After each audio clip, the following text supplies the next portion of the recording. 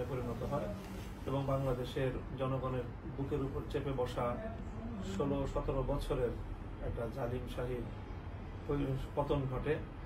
মূলত এই আন্দোলনটা শুধু কোনো ছাত্র অঙ্গনের একটা আন্দোলন থাকেনি শেষে, বরং সকল শ্রেণী এবং পেশার মানুষের ব্যাপক অংশগ্রহণের মাধ্যমে এই আন্দোলন সফলতা লাভ করেছে এবং সারা দেশের অন্যান্য জনগোষ্ঠীর মতো আলহামদুলিল্লাহ এই ক্ষেত্রে বাংলাদেশের ইসলামিক অঙ্গন, মাদ্রাসার ছাত্র এবং আলেম সমাজেরও ব্যাপক অংশগ্রহণ ছিল এবং স্বাভাবিকভাবে বাংলাদেশের ইসলামিক অঙ্গনের প্রতিনিধিত্বকারী যে সংগঠন হেফাজতে ইসলাম বাংলাদেশ, তারও প্রত্যক্ষ ভূমিকাই ছিল এবং সর্বশেষ যে চূড়ান্ত কর্মসূচি যেটা ছিল যে ঢাকা অভিমুখী লং মার্চ সারা বাংলাদেশ থেকে, সেই লং মার্চ যখন ছাত্র নেতৃত্ব ঘোষণা করে, লং মার্চ ঘোষিত হওয়ার সাথে সাথেই হেফাজতে ইসলামের আমির সেই লং মার্চকে স্বাগত জানিয়েছে এবং দেশের জনগণকে ঢাকার অভিমুখে মার্চ করার জন্য তিনি আহ্বান জানিয়েছেন।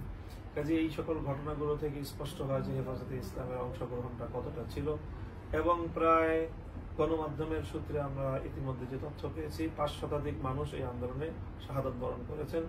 এর মধ্যে প্রায় 100-র কাছাকাছি হেফাজতে ইসলাম সংশ্লিষ্ট আলেম ওলামা এবং মাদ্রাসার ছাত্র জনতা তারা শাহাদাত বরণ করেছেন। কাজে এই অঙ্কটাও আমাদেরকে বলে দেয় যে এই আন্দোলনে হেফাজতে ইসলামের অংশগ্রহণটা কত বড় পরিমাণে ছিল। এই আন্দোলনের পরবর্তী এখন যে ফলাফল দাঁড়িয়েছে, ফ্যাসিস্ট সরকারের পতন ঘটেছে, হাসিনা জালিম শাহী সে বাংলাদেশ থেকে পালিয়ে যেতে বাধ্য হয়েছে। এর পরবর্তীতে যেই অন্তর্বর্তীকালীন সরকার গঠন এবং তাদের যে ভূমিকাগুলো আমরা লক্ষ্য করছি, তাতে আমরা সন্তুষ্ট এই পর্যন্ত বলা যায়। বাকি এখনো আমাদের আরো অনেক কিছু পর্যবেক্ষণের বিষয় রয়েছে। আলহামদুলিল্লাহ এই বাংলাদেশে প্রথমবারের মতো অন্তর্বর্তীকালীন সরকারে একজন আলেম প্রতিনিধি, যিনি আলেম সমাজের পক্ষ থেকে প্রতিনিধিত্ব করছেন, এরকম একজন ব্যক্তি এই সরকারে অন্তর্ভুক্ত হয়েছেন। এটি আমাদের সন্তুষ্টির একটি বড় জায়গা। এছাড়াও আমরা আমাদের কাছ থেকে তারা মতামত নিচ্ছেন আমাদের যে বড় বড় জায়গাগুলো, যেমন শিক্ষা ব্যবস্থায় সংস্কার ইত্যাদি অন্যান্য বিষয়েও আমরা এ পর্যায়ে বলতে পারি যে তাদের বর্তমান কার্যক্রমে হেফাজতে ইসলাম এবং এদেশের ইসলামিক অঙ্গনের জনতা তারা সন্তুষ্ট রয়েছে। তবে তাদের প্রত্যাশা আরো বেশি রয়েছে। 2013 সালের শাপলা চত্বর থেকে নিয়ে শুরু করে 2021 সালের মোদী বিরোধী আন্দোলনেও হেফাজতে ইসলামের শত শত মানুষের প্রাণহানি হয়েছে। সেই প্রাণহানির যে বিচার, সেই বিচারটা যেন অন্যান্য হত্যাকাণ্ডের পাশাপাশি হয়। পিলখানায় সামরিক হত্যাকাণ্ড হয়েছিল, তারপরে চলমান সর্বশেষ আন্দোলনে এত বিপুল পরিমাণ মানুষের যে প্রাণহানি হয়েছে, এই সব প্রাণহানির ন্যায় বিচার আমরা চাই। সেটা প্রতিষ্ঠিত, সেই ন্যায় বিচার বাংলাদেশে হবে, সেই আশাবাদ এখনো আমরা ব্যক্ত করছি। এখনো পর্যন্ত এমন কিছু বলার সময় হয়নি যে ন্যায় বিচার হয়েছে বা হচ্ছে।